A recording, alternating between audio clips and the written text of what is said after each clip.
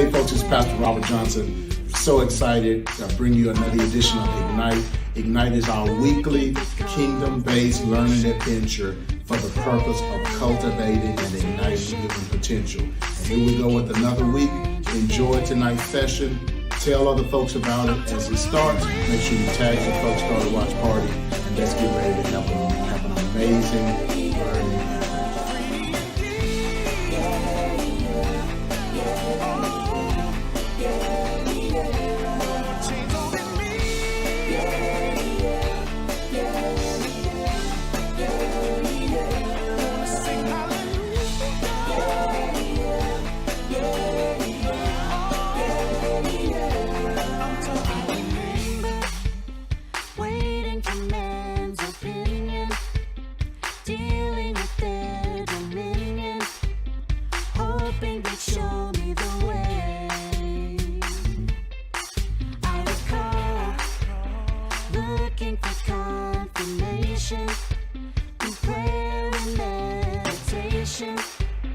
Desperately seeking your face. Now I'm totally free. Yeah, yeah, yeah, yeah, yeah, yeah. Free indeed. Yeah, yeah, yeah. Oh, yeah, yeah. No more chains holding me. Yeah, yeah, yeah. Oh, yeah, yeah. Wanna sing hallelujah.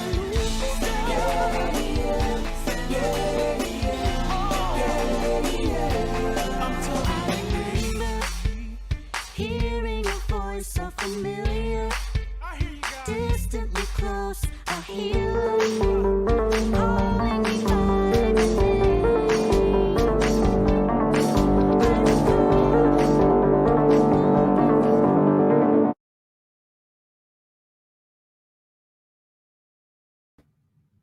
Good evening, folks. It is Pastor Robert Johnson back with you for another edition of Ignite, our weekly faith-based conversation where we engage in all kinds of topics that impact our lives from a faith-based perspective, rooted in Scripture. This started out as a Bible study. I have to remind people that Ignite was at first Bible study, but then when COVID hit, we took it online and then it expanded into something else. And so now we do these weekly conversations, and I'm excited to be back with you again as we prepare for my fifth anniversary date.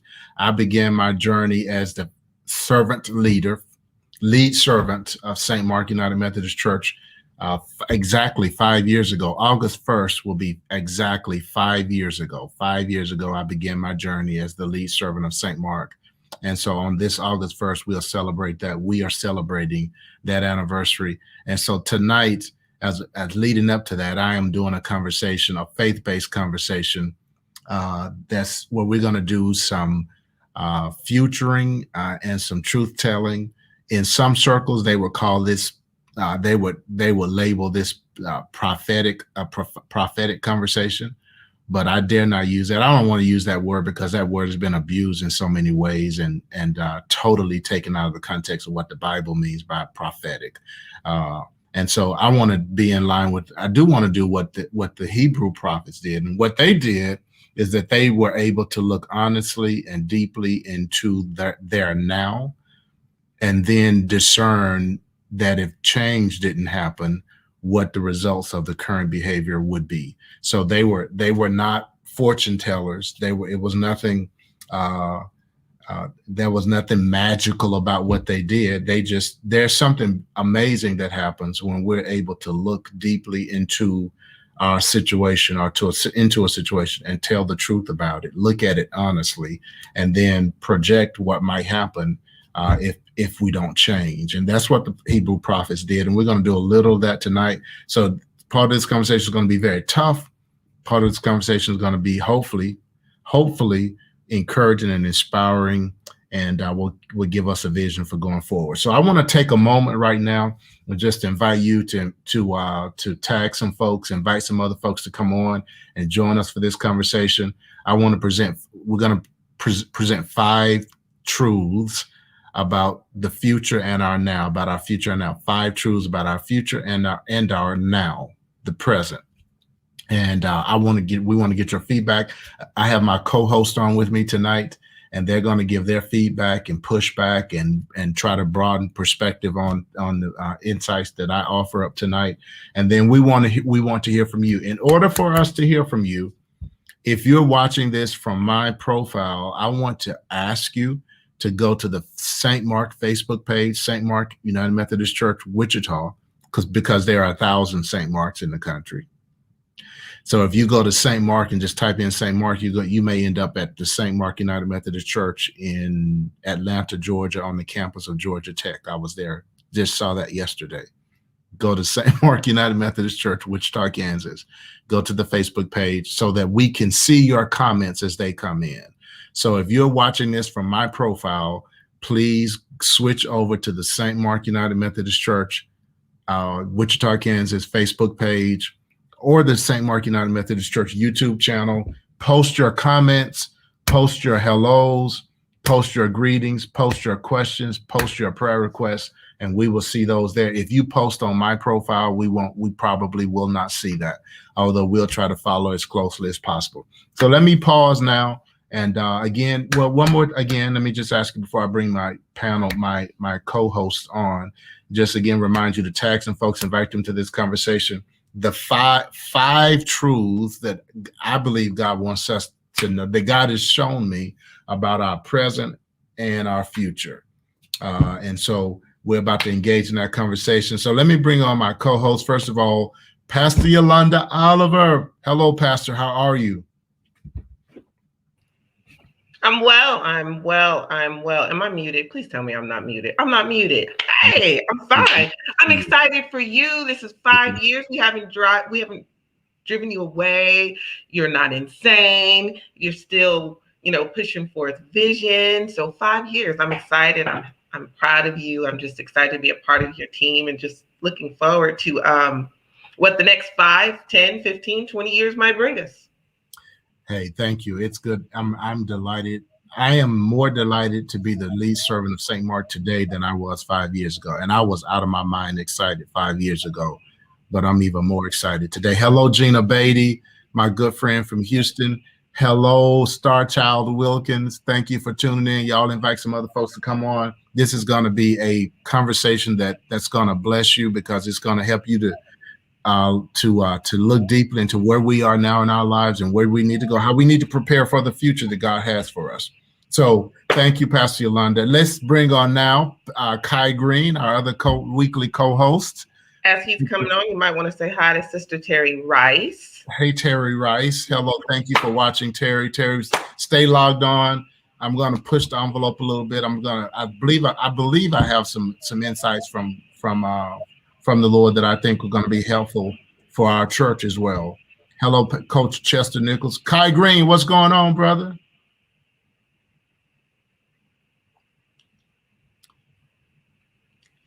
In the name of Jesus. We'll come back to Brother Kai as he works on his sound. When you just keep working on it and test it out. As a matter of fact, this is how you can test it out. Well, he's going to start over.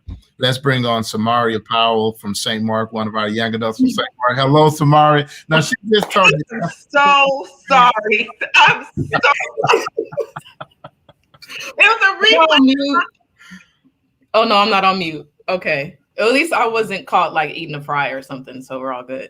No, we did not see the fries. Yeah. Don't show me the fries, because I haven't eaten dinner. I'm going to eat dinner after we finish. So don't show me any fries, because I'll be tempted to cut the program short to go get fries. Oh, no, we don't need that. We don't want to do that. Thank you for being on, Samaria, and congratulations. We're so proud of you, of course, graduating and all the great stuff that's happening for you. And I'm just so excited that you.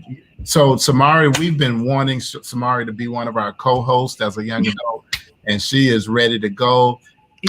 Thank you for being on tonight. Hello, Thomas Douglas. Hello, our dear brother. We love you. Praying for you daily.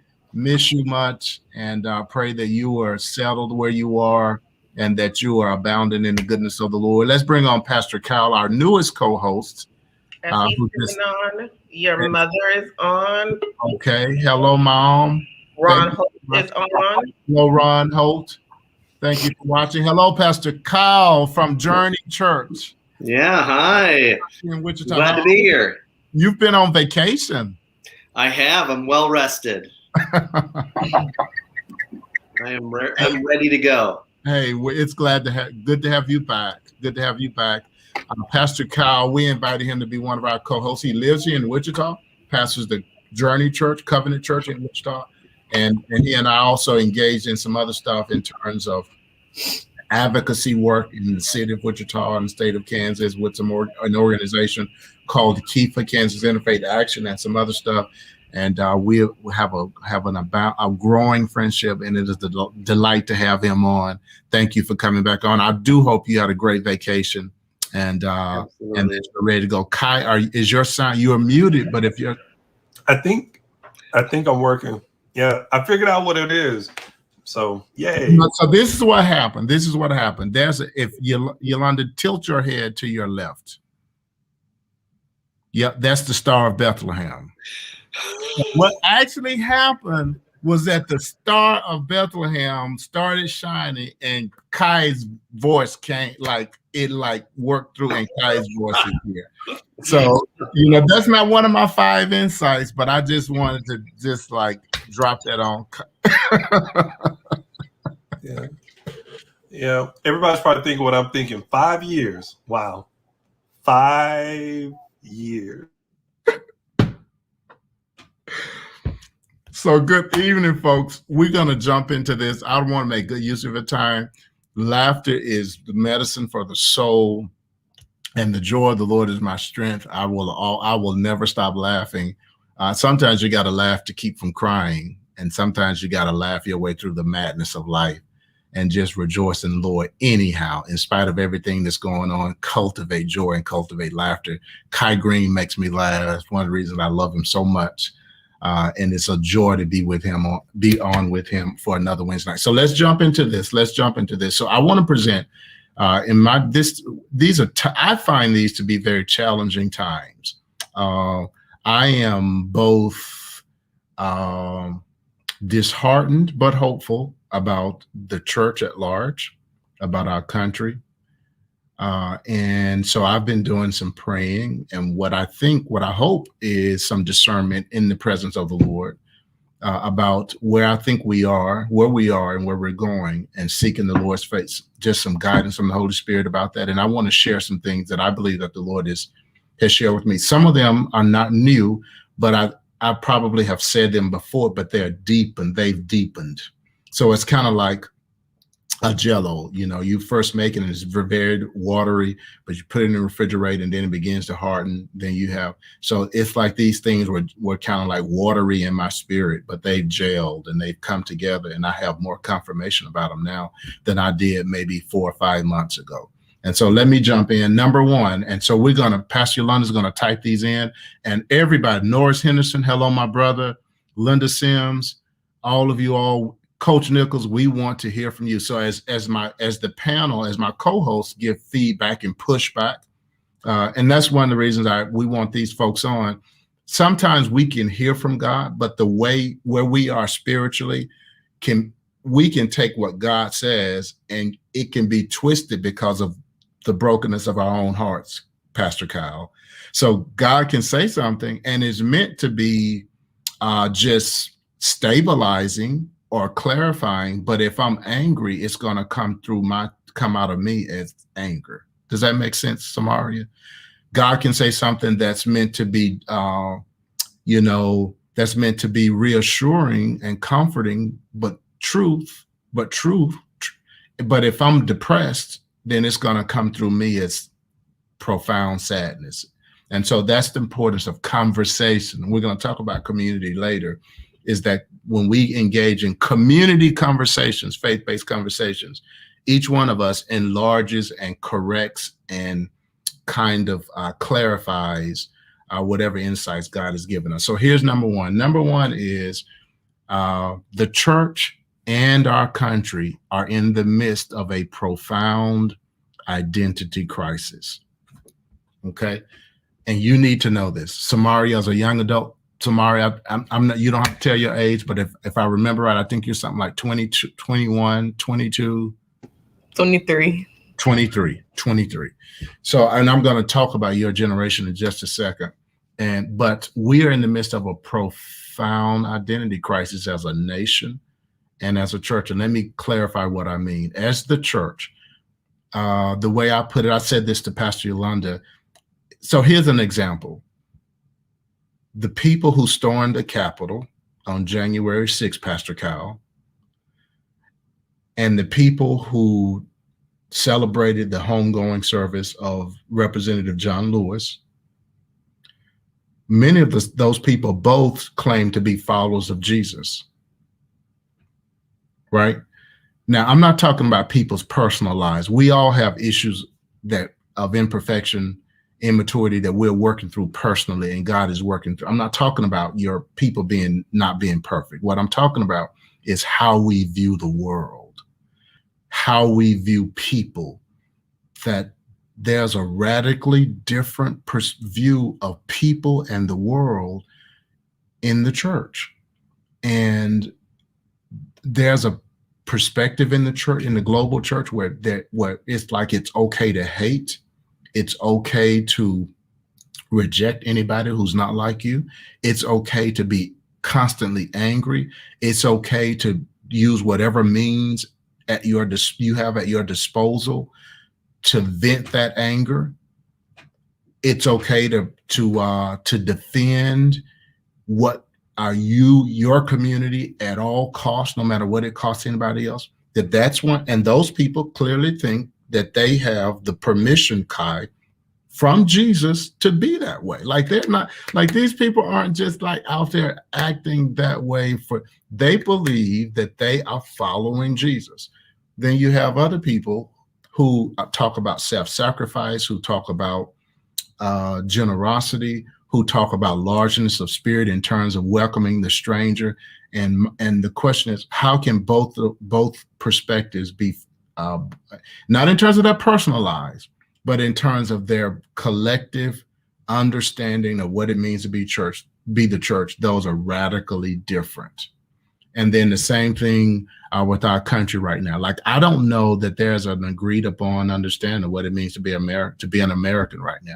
For us to be America. Like, if you asked 100 people, what does it mean to be an American? Or who is America? I think you would get radically different views. There's one guy, and I can't think of his name. We'll find the article, Pastor Yolanda.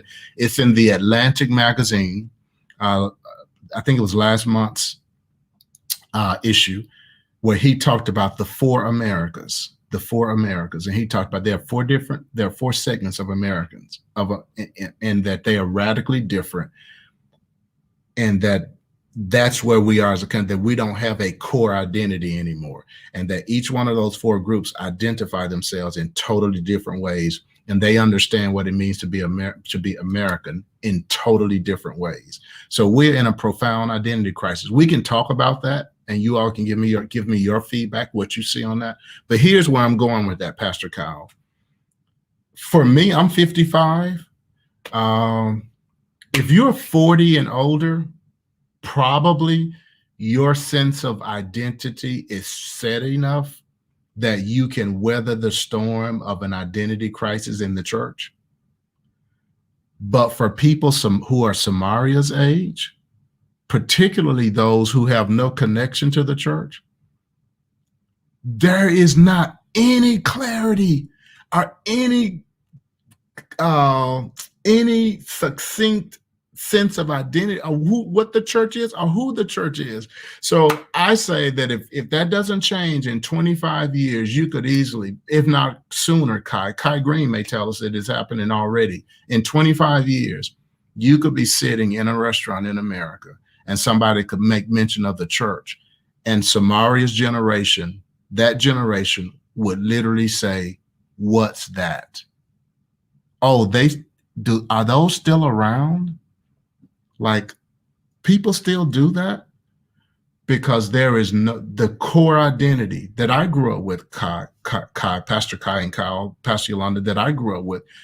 That was a core identity. I didn't agree. I mean, I didn't follow. I wasn't obedient. I didn't yield and surrender to it, but I knew what the church was, and I knew what the church stood for. That is not clear for this next generation, and neither is it clear what it means to be an American. So let me pause here and get you all's feedback about this profound identity crisis that's both in the church and in our country. I think that social media plays a very big part in people's view of religion, the church, whatever it may be. A lot of times on Twitter, I'll just say Twitter since that's what I use the most. You'll see people talking about religion and giving their perspective of who God is or what this is and what that is. And you're like, okay, well, how do you know? But people take social media so seriously that they believe everything they see on there. So those people on Twitter become their pastors, become their spiritual leaders. And you're like, why are we sitting, getting everything through the phone? So that's what I would say. I think social media plays a very big part in people's thought process around religion. Wow. Can I jump in real quick, Pastor Kyle, Yolanda? I want to jump in and Samaria, thank you for that. I saw Pastor Kyle shaking his head. You're exactly right.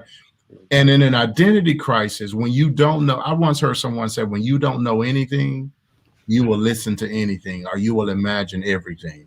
Mm-hmm. Right. So because there's no core identity for either the church or America, then everybody's out there on social media giving definition. Right. And everyone's in the process of trying to find themselves. And so when you have people trying to find themselves, the church trying to find itself, everyone's at the same point in their life, kind of. And so it's not really coming together as it should. Wow. Samaria, Pastor Yolanda is writing up your paperwork to become a ministry candidate. I'm just like, I'm putting that out there. No, Samaria, don't let me frighten you off. We're not gonna try to push you into ministry. Just like, all good. I've been thinking about it. I'll say that I've been thinking about it. I see that, but we'll come back to that later. Yolanda, Kyle. Robert, I was curious, to what degree would you say that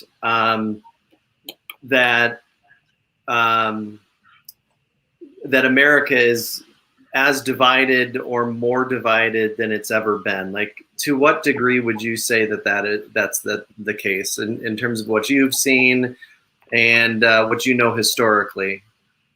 And how much does that play into what you're talking about in terms of a identity crisis? Is that what you're talking about, or are you talking a little bit different than that? No, that's what I'm talking about. But I'm pointing more, not so much to the division. The article that I mentioned is about the division. Okay, it is. And I don't know, were you able to find that article, Pastor Yolanda? Found the article in the 4 groups listed by George Packer on the screen right now. Yes, there it is. There it is. All right. So what I see, Pastor Kyle, is not so, I see the division. And in that sense, I think America's always been divided. I mean, when you go back and look at the 60s and the civil rights movement and you see what happened there, there was profound division. But I'll speak for someone who was born in the 60s, right? Now, I don't remember the civil rights. I was born in 66. So by the time the civil rights movement was over, by the time I was of age and had a sense of consciousness, that stuff was over. Okay. So I started going to school in 71, 72, 6 years of age. So, but even with all of that, and I was living in Mississippi, by the way, was born and raised in Mississippi. With all of that going around me, growing up in the Deep South, there was a clarity about who we at least aspired to be as a nation. There was a unified clarity about that America was aspiring to be a place of freedom, a place of justice, a place of equality, and that although the civil rights movement was ugly and it was like discouraging in so many ways, the fact that we were even engaged in that battle reflected the fact that we were trying to become something better, right? And there was this sense that when you saw people like when Bull Connor, who was a major player in the city of Birmingham in the civil rights movement, although he had a voice, even at that time, there was this sense of when you read the stories and you see the document, there was this sense that he was being edged out, that there was this sense in America that that's not who we are, and that we want to move away from that. And we did.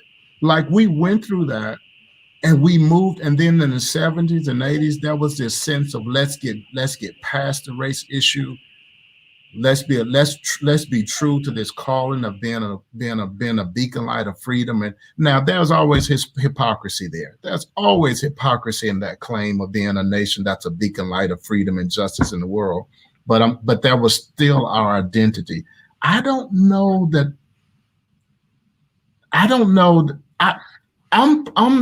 am suspicious that about 30 to 40% of Americans don't care about America being a beacon light of justice and peace and freedom anymore. What they want is to hold on to power and privilege at all costs, and that anybody who interferes with that is un-American. And should just they wish those folks would just go away. Now that's just my. So what are your thoughts on that, Kyle? Yeah, because I've not that we have to make proclamations about what's the most divided time in America, but it's felt that, and of course, going through it in the midst of it, it always feels like that. And, even through really a divided national history, even in, through civil rights, you still have a white majority, right, and a minority. So it's not this, it just seems like today everything is pitted against itself. Like just this, almost like there is no majority. It's just half the country views everything the opposite of everybody else. Right. And I've never seen it or heard anything like this in the United States. The comment that was on the screen, Heather Perkins, she's the associate pastor at our church. Right. The issue of kneeling, I think she points that out. How you view that one issue, and it's not a small issue for on either side, right? And I think that's some of the difference that I see. And I think Samari, I think Twitter has a huge role to it because it just amplifies the emotions to everything. So it's no longer I'm this political party, you're that political party. It's I'm this political party and you're the devil. Yeah. And it's just the stakes that we place on every issue are so high. And so you're either, on the kneeling, you're either un-American or you hate social justice. Yeah. And it just seems like not that we view things differently, but what we attribute to each other because of our views are so extreme. Wow. And that's what I see going on. And I think it is absolutely fueled by social media. And it just, the emotions are just intensified. Wow. Kai. Yeah, my head's bouncing all over the place. Yeah. It just might be a different way of looking at what you're saying, like this idea of the identity crisis, right? And I don't know. Like, is it an identity crisis or is it just our chickens coming home to roost? Right? Like, right. Both. And I think about the social media piece and like, what's happening there, but just thinking historically. So, Westernized civilization, period, is built around the concept of rugged individualism. Yeah. Right? So when we develop resources or tools, then we're going to use those tools. We use tools to match our internal ethos, our being, right? So again, like social media could be great. We're using it now, but you can, so it's like it takes on these different energies based on who we are. I do agree with you. I think the church is at a great identity crisis. Or we've been awakened to it. But historically, even when we go back to the beginnings of the church, I'll at least say here in America, there's always been a gap, right? Always been a gap. The gap's always been there. And so now when we talk about these things, now we're talking about, well, if this doesn't change, things are going to go down this ugly path, possibly. There might be this loss of tradition. And I think that there are definitely some things there that give me pause, but more so, I'm hopeful. I know they usually say don't throw the baby out with the bathwater. I'm happy for the next generation. I'm happy for the next generation to come along and actually ask these questions, right? And to not have this is the way it's been done, or this is the way that it should be done. And to now look at what's happened in the last year, 2 years, or whatever. And it causes us to ask these tough questions. Like, number one, for a lot of people, in fact, I was having a conversation with someone today, and I said, yeah, I got to do this Bible study later. Young guy, and he says to me, well, what exactly is Bible study? Wow. That's, yeah. He said, I've heard my mom say it. I've heard my uncle kind of talk about it, but what exactly is it? And so I tried to answer the question, but then I thought, well, Bible study, sometimes it's just a lecture. It's a one-way conversation. It's a sermon. It's not a discussion. People aren't allowed to ask questions and ideas. You can't exchange this. It's a one-way street. We go to church on Sunday. It's a one-way street, right? That's the way it goes. But now, because of where we are, now we ask those questions. Number one, so what is Bible study? What should it be? Number two, what does it actually mean to pastor? Probably going to offend some people here, but people don't pastor like they used to pastor, right? I talk to people all the time and go, when's the last time you talked to your pastor? When I joined the church, I shook his hand. I shook her hand. Or I see him on a screen. I saw them on the screen, but like, wait a minute.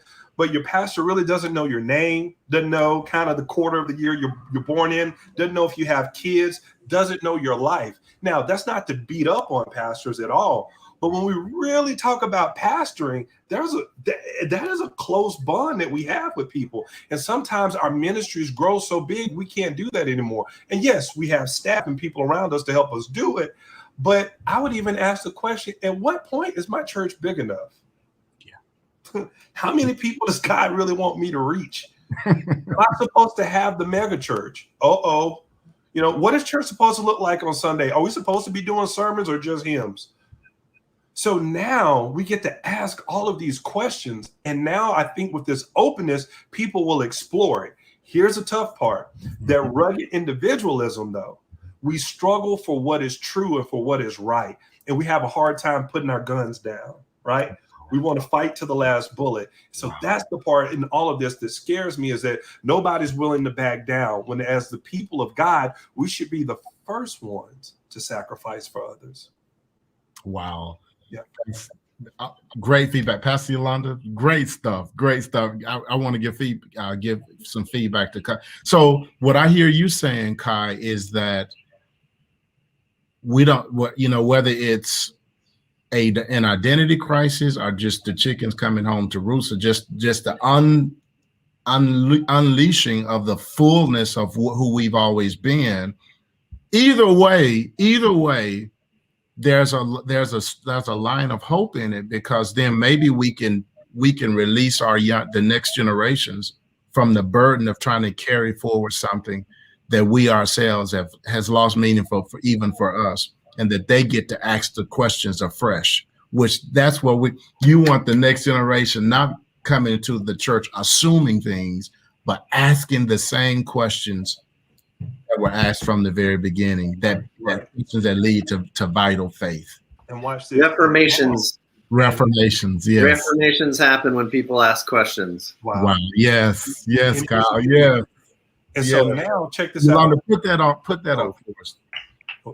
Am I in? Can you hear me? You're in, yeah. So I was just saying, so now think about this. oftentimes one of the things I talk about when I'm talking to companies about building their culture is that we try to create these traditions, right? These kind of rituals or these things that we do, and we don't understand that now there's so many things that have been, I don't know the word, unanointed, or they're not sacred anymore. That's what I'm trying to say. But now it's a new era. We get to define what is sacred, right? Yes. So here's what's missing for young people. We come in and we tell you what to do, but there's no connection to why we do it. Yeah. So now when you have a guy like Chance making rock, making these really, really cool sounding worship songs, it's sacred because guess what? It took me back to another part of my life. It took me back to something that I thought was dirty, unworthy, or sound that was unholy. But God made it sacred through me. Now with this sound, look what I can do. So that's the other thing that excites me about this. We have time to redefine what sacred is to a new generation. Wow. Great stuff. Yes. Pastor Yolanda, did you want to jump in?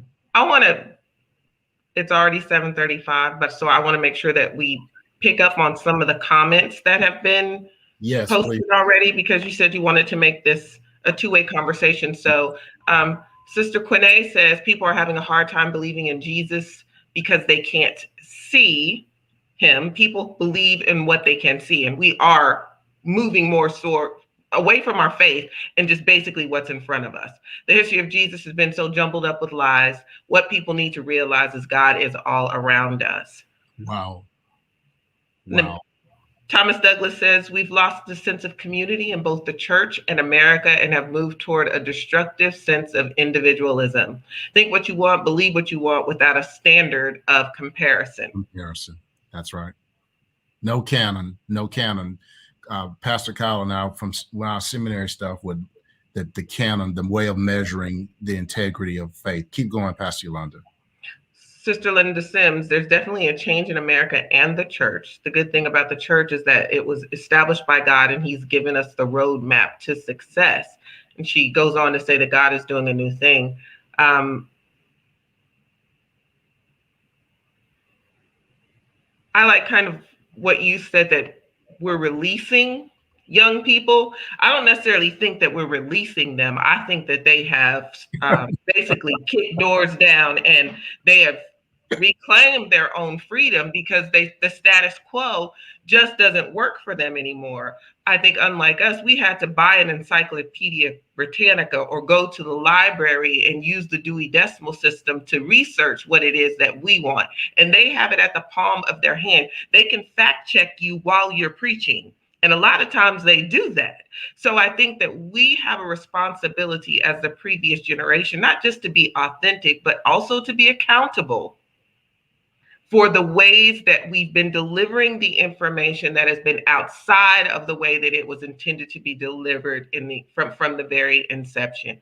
We have done a disservice to ourselves as the church, and we've done a disservice to those that have come in behind us. But I believe it's not too late. It's not too late. I think that reaching out to young people and allowing their voices to be heard. We had a young adult deliver his first sermon this Sunday. It was very, very refreshing to hear God speak through him and basically lay it all on the line. Y'all, we need to stop talking about being Christian and actually begin to filter what it is that we're doing through the cross. Walk the walk and talk the talk. And I think that's true of America as well. We have that old, just go ahead and rip it off the Statue of Liberty, bring me your poor, your huddled masses and that want to breathe free. We need to just erase that and begin to just use it as it's a statue. We don't even gonna call it the Statue of Liberty anymore. It's just a statue. Because that's not what we do anymore. Unless you can do something for America, unless you can contribute to the total system, we don't want you. We don't want to help you anymore. We don't want to allow you to come in and benefit from the system. And I believe that God has an awesome sense of humor. He allows us to keep on there's a sowing season and a reaping season, and we get to stay on the Ferris wheel until we actually get it right. And I think that the Ferris wheel is spinning faster and faster and faster, and the alarm is being sounded that this is not the way I intended this to work. Come back to me. Pay attention to what it is pay attention to my heart, not your heart. My will be done, not yours. I think that's brilliant. I think all of y'all brilliant insights. Linda Sims says, "Can you tell me how we've done a disservice?" And Pastor Yolanda can answer, but I think what we mean by that, at least part of what I mean by that, when I agree with Pastor Yolanda, is that in how we have presented the church to both the next generation, Linda, and to the world, that we presented with a kind of arrogance and with a kind of closeness, using verbiage and using approaches that are meaningful to us, but that don't communicate God's love and communicate Jesus and his truth to the world. And so that's the disservice. That's what Yolanda, you want to, am I? Most definitely. And I think Kai kind of hit on it, that we don't want to throw the baby out with the bathwater. There is need for traditionalism. We need to keep the tradition inside of the church. But he says, love your neighbor as yourself. But what we begin to do is be too judgmental and to exclude. The most segregated day of the week is Sunday. Yeah. So if we can't come together and worship one God, because there's not many, we've got 20 churches on the way to Saint Mark from between the time I leave my house and the actual time that I get there. We're all worshiping the same God, but we can't do it under the same roof. And we definitely can't do it with the same mission. So I think that we've done a disservice in showing our young people how to actually live a Christ-like life. And I believe that's what Minister Quante was trying to share with us on Sunday, is that we're talking it, but we're not actually modeling it. The first thing that you do when you see a young person and their fashion is not our fashion. Their lingo is not our lingo. And if I was to go back and speak in this manner right now, with my grandmother alive, she'd probably pull my hair and, smack me upside my head. But instead of embracing them and trying to learn what they mean by that and pulling it in and allowing it to be acceptable, we are completely excluding them. And they're like, you know what? Forget you, the church, your God. I'm spiritual, not religious, and I don't need it. I've got my iPad and I've got $2 in my pocket and a car and a tank full of gas. I don't need it. So I think that we have to do something that speaks to them in their language in an authentic manner, beginning on how we actually live. Amen. Amen. Linda says, okay, just wanted people, she thought people might have been asking that question. I think you're right, Linda. That's an example. Like if we say the church has been a disservice, and what does that mean? It's very interesting as we're going through this season. I've been trying to complete this book and on Jesus. And let's read this comment from start. My son says he doesn't like to go to church because the sermon does not coincide with what's going on in his life. And that's a perfect example that we can talk about things that are not related to what people are actually dealing with. And of course, that's a tough, because in any sermon, not every sermon is going to speak to every person's life. And but they should be able to tag on to a ministry that does. That does. That's right. That's right. What is the church doing that's reaching? Right.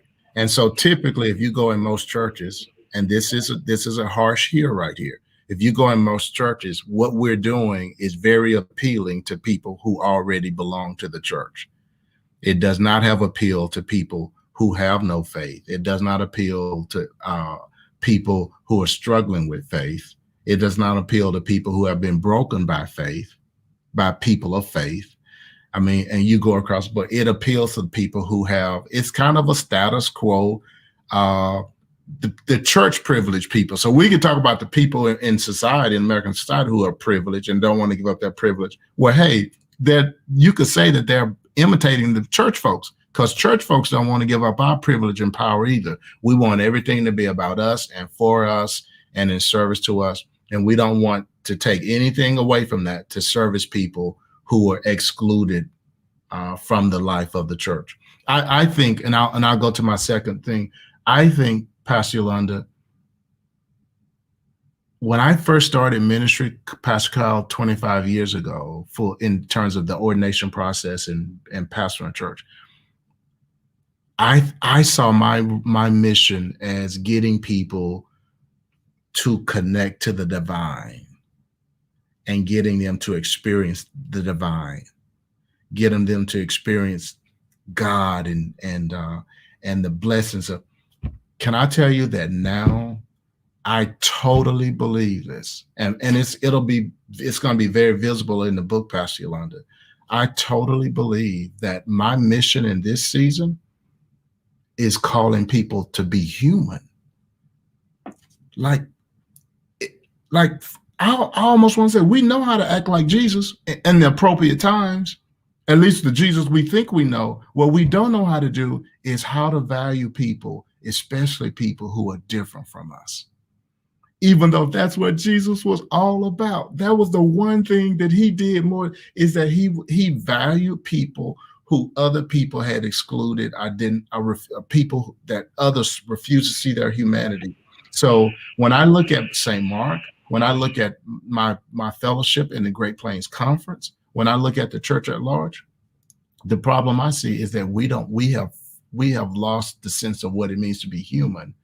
And we've lost a sense of what it means to see the humanity of others. So here in my 25th year, Pastor Kyle, that is like my focus is not on getting people to necessarily pray more. I want people to pray. I want people to worship, but that ain't the problem. The problem is that people don't know how to treat people who sit on the same pew with them.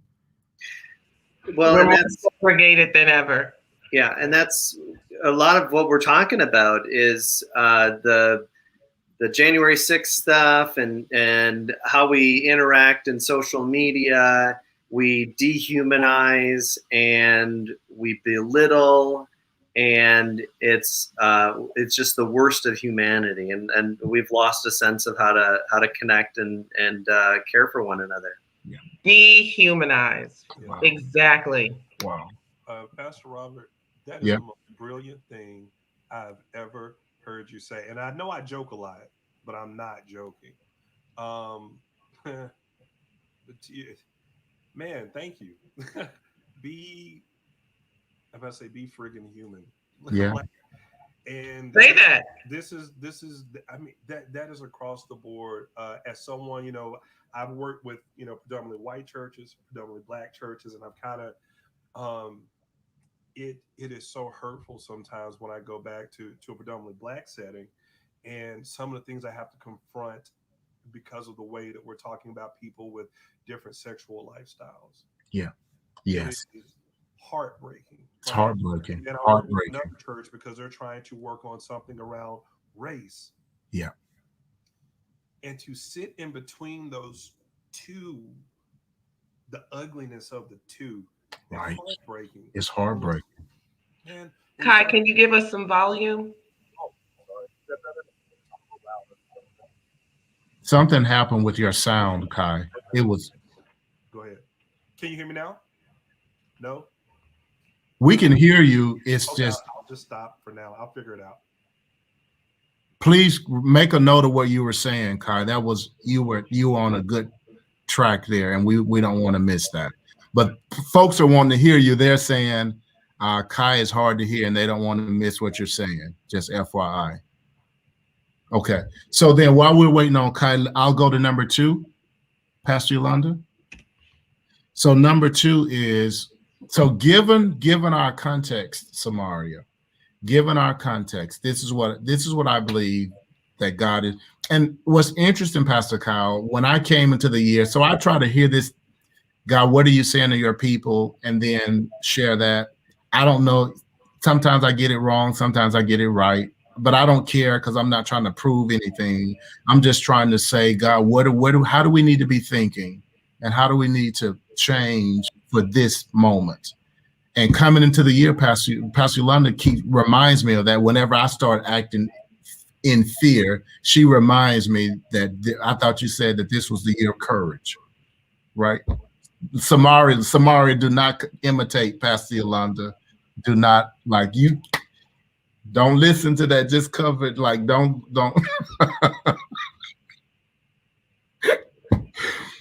but the word being courage. But I think, but this is what I feel reaffirmed. This has been affirmed in my spirit that given the lack of identity, the lack of conviction, the lack of direction, that courage is going to be more important than ever before.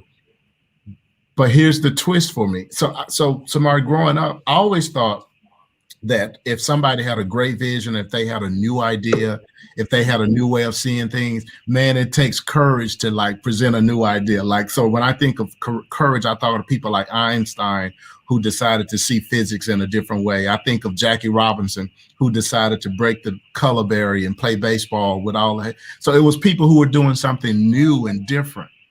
But now I think that it's going to take courage just to tell the truth about where we are now, because that's what I see this cowardice to just tell the truth.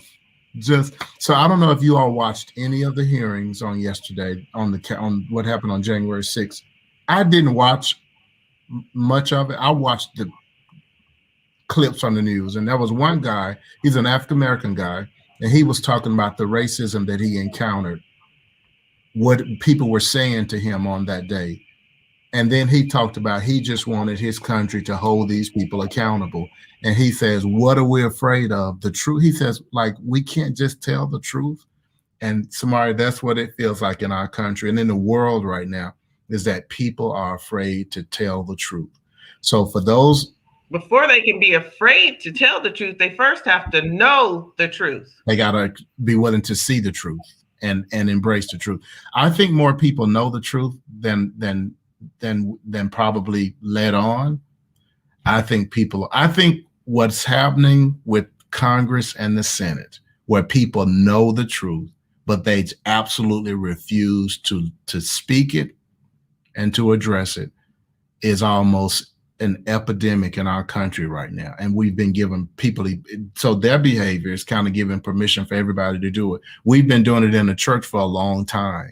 And God knows we can go down the list of things that people saw but refused to say anything about until somebody did something that we personally don't like. Then all of a sudden we get on this righteous rampage. And I'm like, so why are you upset? Kai, as you were saying, why are you trying to make a big deal out of this issue when all of us in this room know that these things have been going on since time eternal, right? But now all of a sudden so we have courage when it's kind of like church bullying.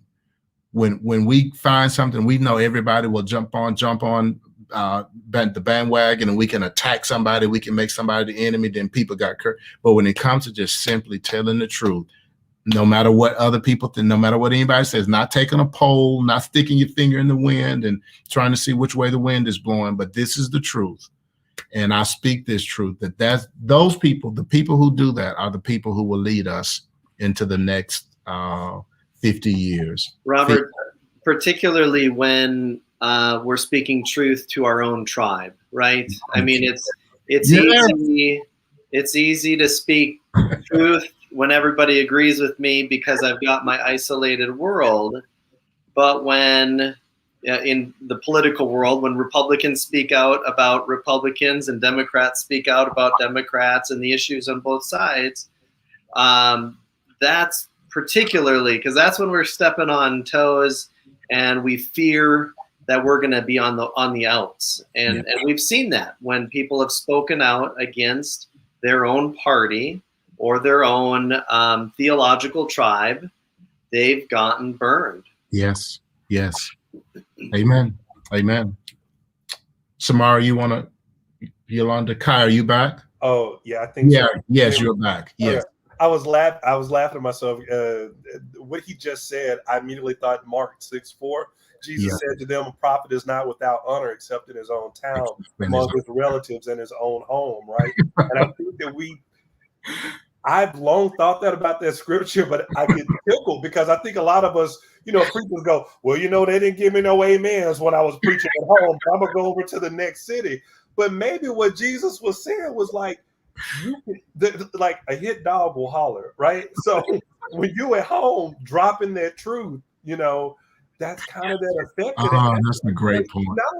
They know They know you know. Well, as the kids might say, you can correct Miss Mario, but you know what the T is. You know what I'm saying? So, boom, you coming in profiting, you just done knocked all the T over in the town, and they want you out. So I just want to affirm what he's saying, but it's the truth. You know, that's the greatest work that we do. And back to your point on the courage, real quick, we have the courage to exclude, but that courage is meant for us to include, right? Right. That's what we should be using that courage for. To Just include. like Pastor Yolanda said, is that you can't tell the truth till you kind of know the truth and you own up to the truth. And this goes back to what we've been saying about Jesus the whole time. People, listen. Jesus didn't just come to take you up to the magical heavens and give you and he came to give you the courage to face who you are. Wow. He came to give you the courage to be your full self in this world.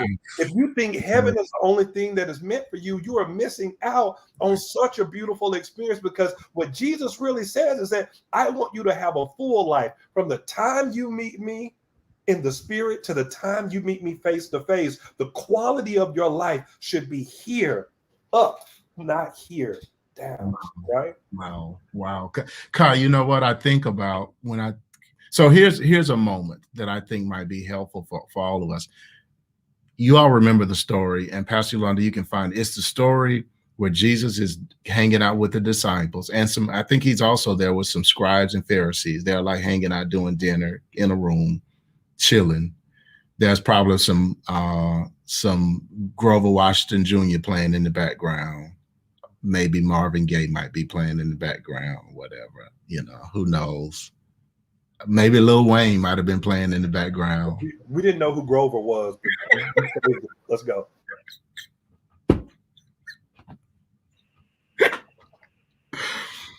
So they're sitting there, and this woman walks in, and they know her history. They know, like, that's that lady from over on D Street.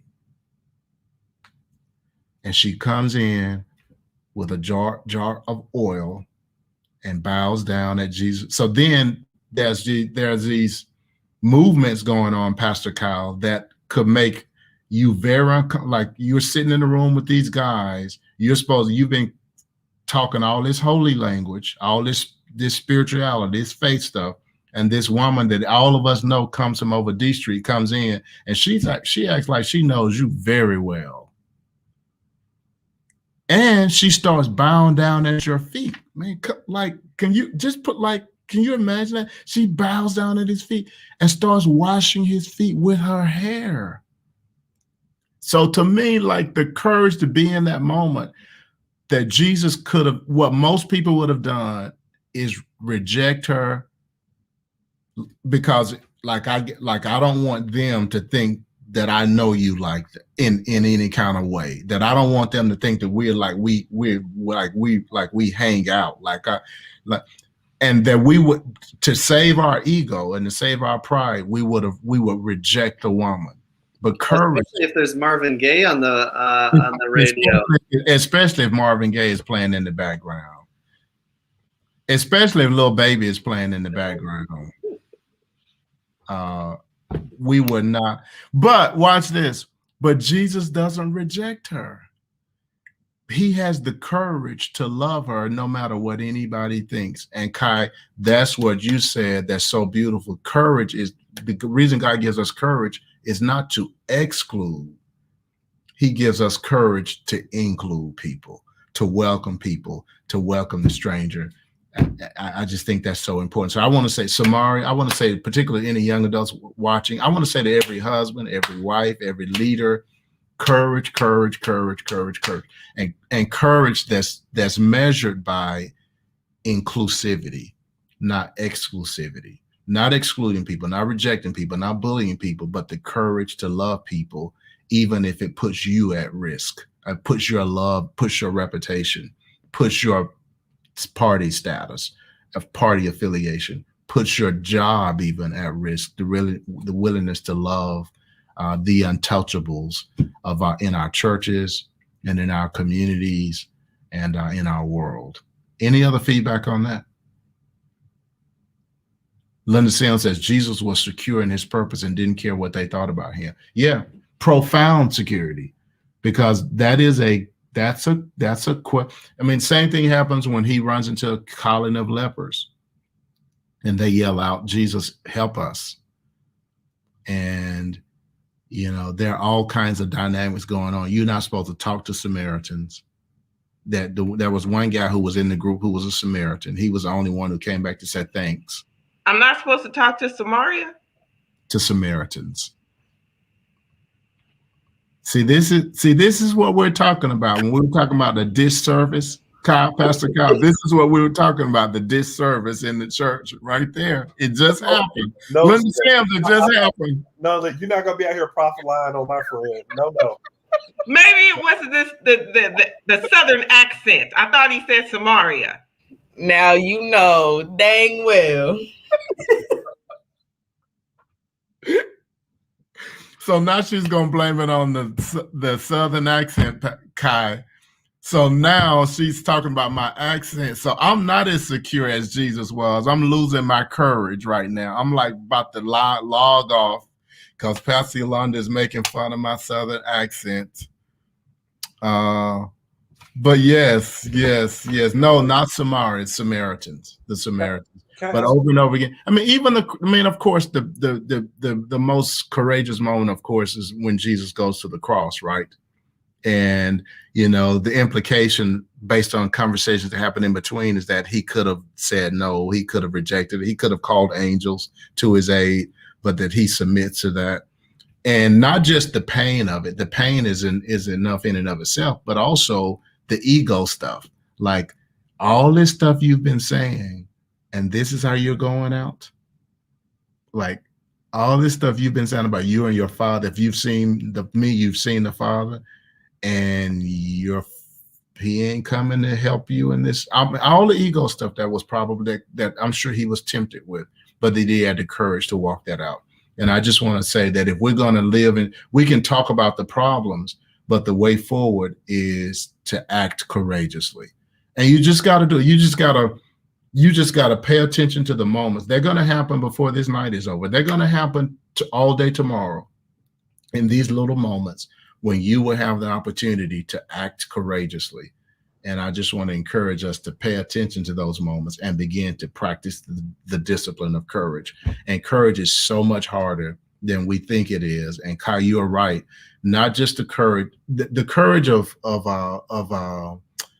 truth telling that begins with ourselves, right? At the end of the day, when nobody is around and you're shutting things down and you're closing your face and closing your hair down and you're looking in the mirror, the courage to look at yourself in the eye and tell yourself the truth about who you are and how you've lived that day. And then in doing that courageously, and the fruit that comes out of that, if we do that consistently, of course, with the presence of the Holy Spirit, because there are sometimes there can be places in our lives that are so broken, are so hurtful, so damaged that it's just too painful to go to. You go to those places, it's tough to get up the next morning. We've all been there. I'm sure that at nighttime, if you go to a place in self-examination, that it's going to be tough to get up with energy and passion the next morning. So we have to do that prayerfully, but learning to look at ourselves and tell the truth. Any other feedback on the truth piece? Hey, on the courage piece? Yes, sir. Yeah, the last thing I would encourage people with is one thing I've found too, in those moments where I took those courageous steps to love people who may not be like me, the things that I thought that I was going to lose, I gained so much more of. Yes. Right? Yes. I have heard some of the most profound stories from people that I did not expect to hear. And instead of shrinking my heart, it grew my heart. And instead of shrinking my friend circle, it grew it. Amen. That's a good word. Great word, Kai. Yes, sir. Yes, sir. Take the plunge. Yes, sir. As a matter of fact, a pastor here in the city who actually had a church that grew it's one of the largest churches in the city, but his testimony, is of brokenness. He talked about how they had the church was good size, but that he realized that they had no young adults in the church, that they were not reaching the next generation. And he felt the conviction that that church needed to start reaching young people. And so when he started changing things, he had three times he had large groups of people to leave his church. And he tells a story and says that it got so bad. So my question to him, and he was having this conversation with Pastor Yolanda and I behind the scenes. So my question was, so were you like, how did you handle that emotion? Like, did you ever get depressed? And he said that yes. And that one night, actually, it was so bad that he said he didn't try to commit suicide, but that he told the Lord, but if you take me tonight, that would be all right with me. Right. So he took a step of courage to include people, lost some people, but then the church grew 10 times larger with young people. So Kai, I just wanted to just come back and say that when we take that risk of to be courageously inclusive of others, that when we think we may lose some people, but we probably lose some people that we probably need to lose for them and for a moment, so that we can receive the new people that God wants us to serve and love. Great stuff. Great stuff. All right. 8:05. We're going to 8:30. Pastor Kyle, are you okay with that? Samaria? Pastor Kyle said, I just got back from vacation. I'm relaxed. Well, no, Pastor Kyle said, don't be pursuing. I'm easy going, man. It's the courage to include another 25, 24 minutes. Be inclusive, right, Kai? We got to be inclusive of time as well as people. Number three. Given the status of our world and the way things are, I believe that entrepreneurship has to be a way of doing life, not just doing business. So, and what I mean by entrepreneurship is this sense of it's faith, really. It's getting up every morning with an understanding that I've got to get out there and build the relationships and build networks and connect with people and vision and dream and plan every day. That's how I've got to live my life, not just do business, but that's how I got to live my life. Now, so what's the contrast to that? The contrast to that, especially in my dad's generation, the baby boomer generation, I'm an Xer. We've kind of had the convenience of, like, basically the goal was for Xers, starting with the boomers and then the Xers, come out of college. Corporate America had opened up for us, Samaria. So now we can work for Exxon, Shell, Xerox, all the corporate. We could work for them. The doors had opened. Civil rights movement is over. The doors open, but baby boomers flooded the. And the thing was to get a good job with a 401k, healthcare plan, good salary, work the structure, work the system, get your promotions, get your raises, work 40 years, retire, and retire a millionaire. That whole world is over. And it's over for multiple reasons. I don't have time to go into it, but for lots of reasons, that whole world is over. You can no longer go find a niche and then coast your way through life. All of us, whether you see yourself as an entrepreneur or not, need to live in faith. And living in faith means that every day I wake up with the understanding that there are some things that I can have a reasonable expectation about, but there are also things that I've got to walk it out by faith, and I got to step out on faith, and I've got to build on faith, and I've got to dream on faith, and I've got to hustle in faith, right? And I've got to do that every day, because the world is, number one, the world is changing at a great pace. Number two, the safety nets are being removed. Number three, the sense of identity that helped provide the structure for these companies has gone, right? When Amazon is one of your strongest Fortune 500 companies, that tells you a lot. Such a company that's made of fluidity that tells you a lot about the nature of America in general. So all the things that created these long-term stable companies, that's gone away. And so we've got to learn to live entrepreneurially. We've got to learn how to live in faith, because there's not the sense of clarity about the future as we've had before. All right, let me stop and see if you all have any feedback on it.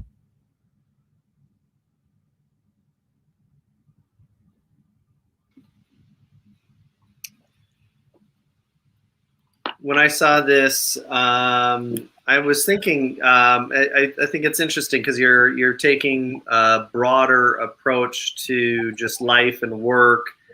I had originally kind of interpreted this in terms of church, which isn't excluded, because I think in a lot of ways this is exactly what the church needs to do, and some of what we've already talked about is that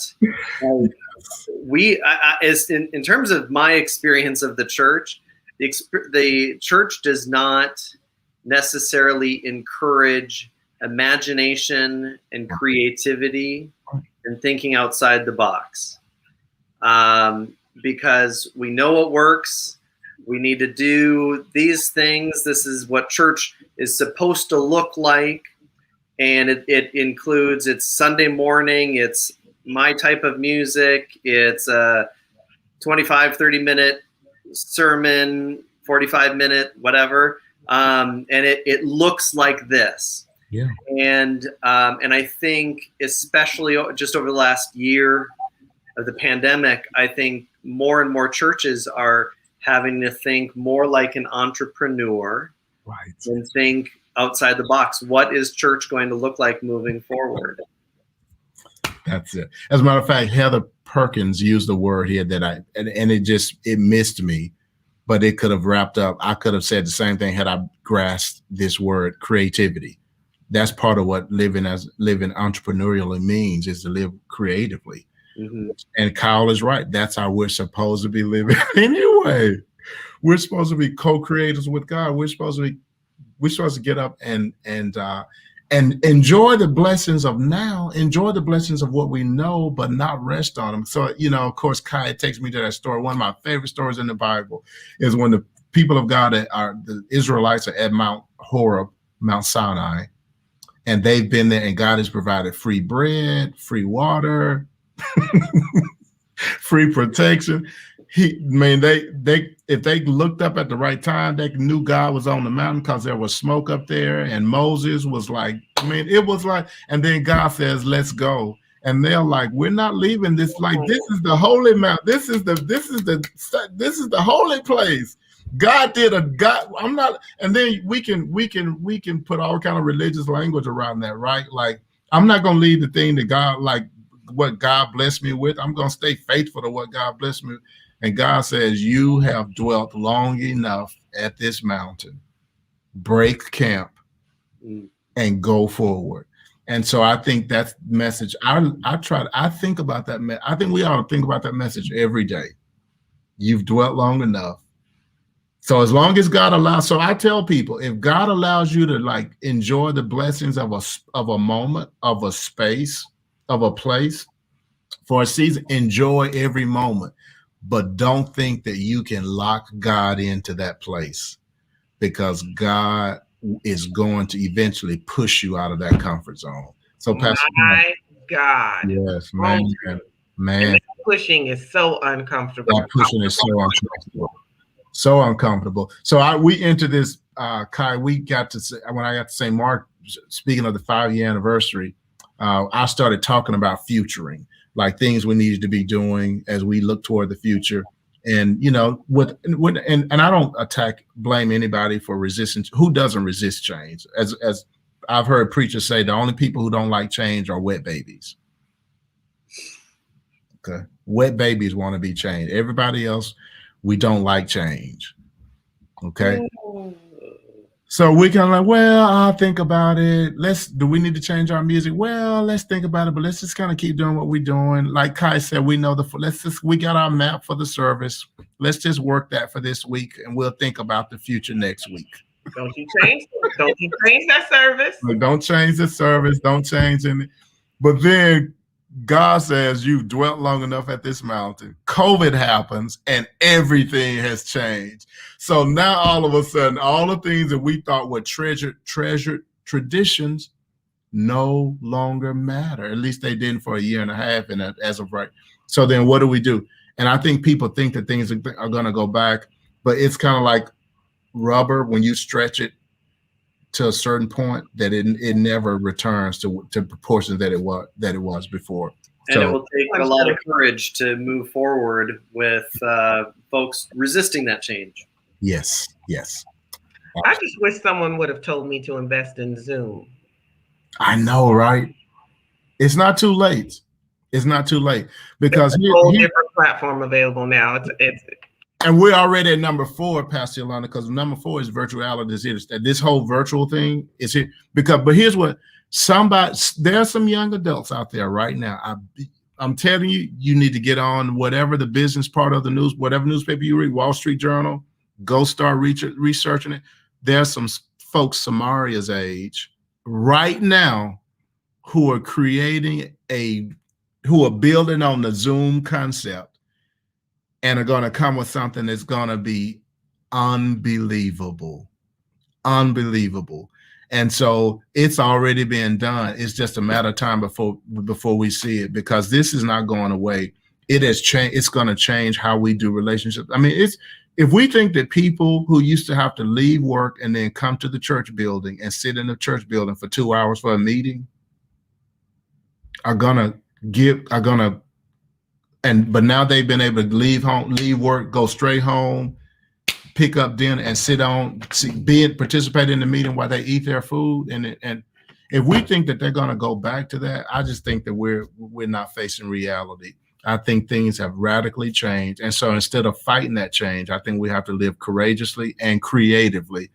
Instead of entrepreneurially, creatively is probably a better word. Live creatively into the future and embrace it, and then try to excel in it, Samaria. So we don't have to be first as those people who study innovation, Kai. You don't have to be first. Sometimes you don't want to be first. You just want to pay attention, and you want to build on who goes first and make it better.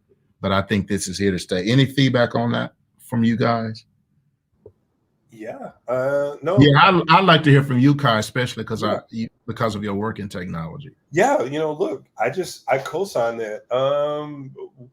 Let me tell you all what's happening in the corporate world. Diversity, equity, inclusion, culture.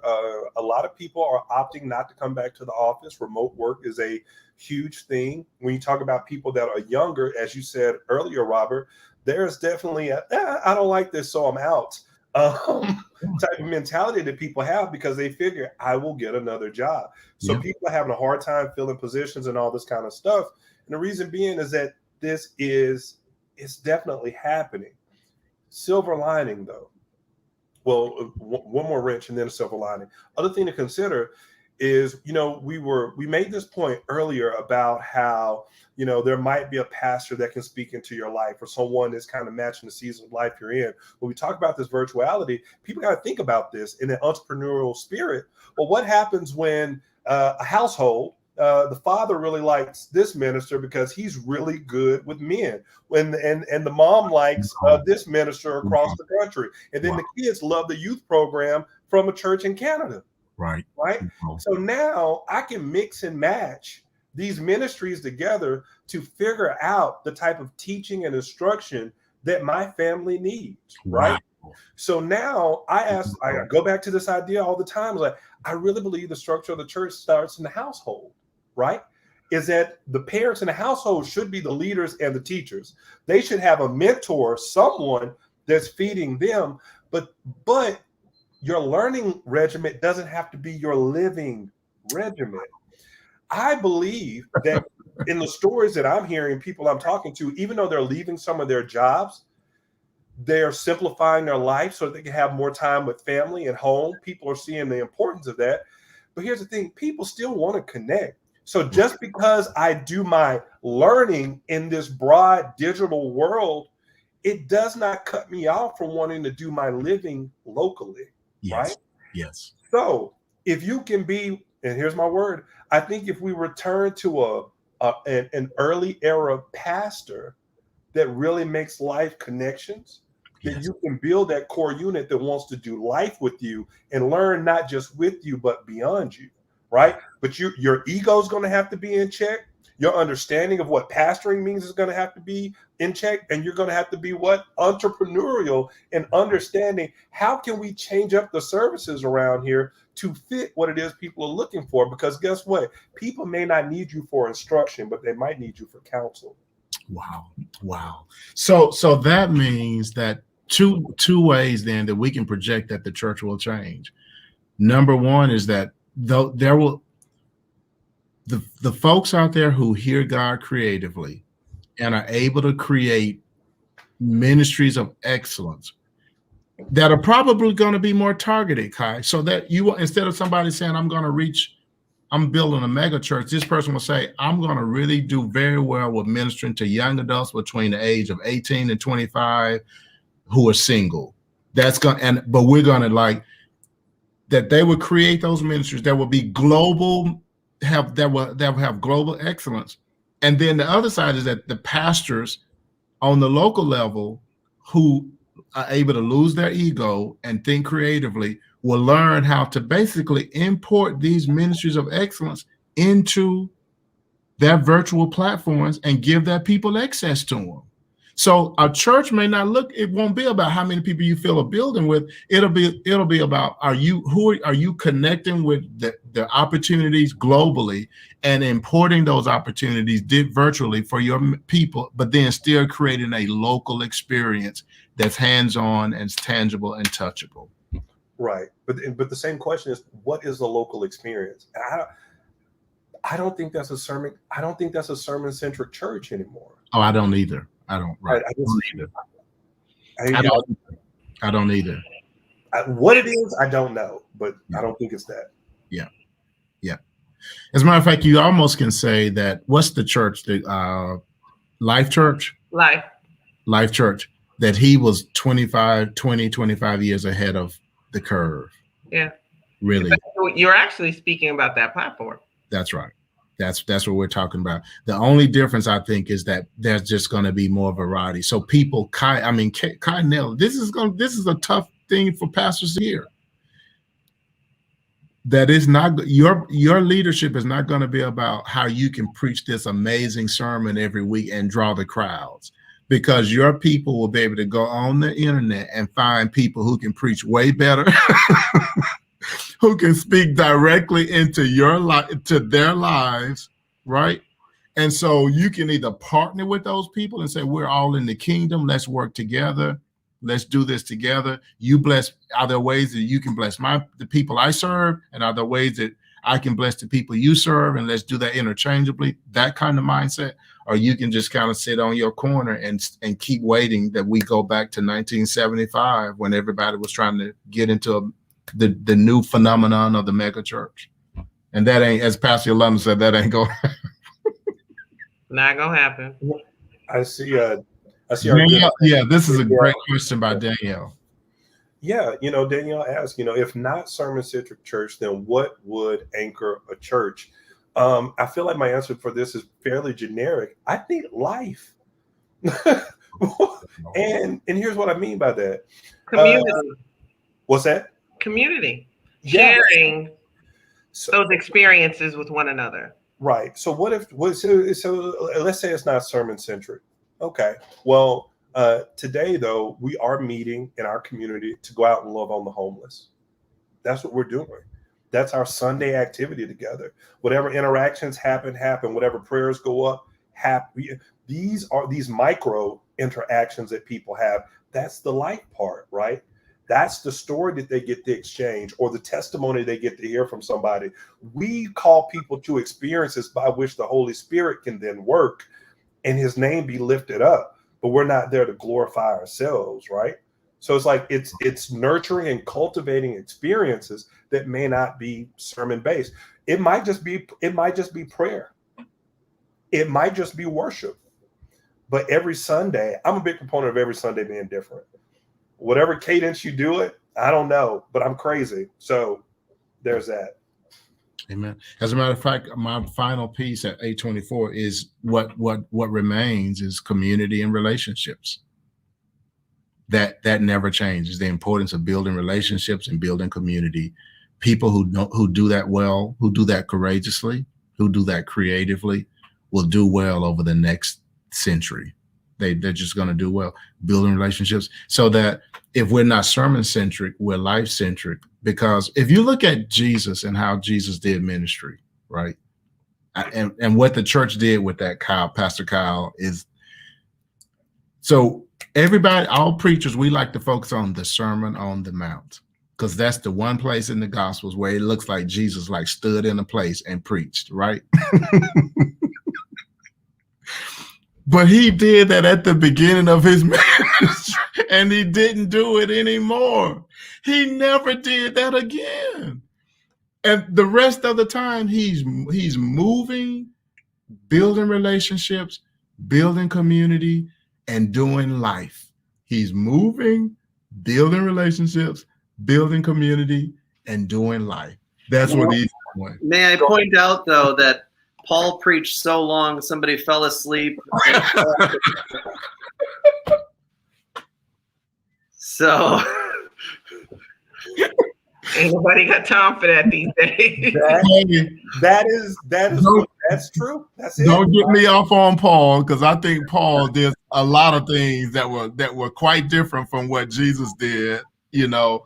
And which is true, I mean, for those folks that are getting upset about me saying something about Paul, I mean, it's true. Paul he did, but I think the deeper you get into the structure of the church, the more you get to the 5th century, when the Christianity becomes the official religion of the empire, then you have something that's totally different.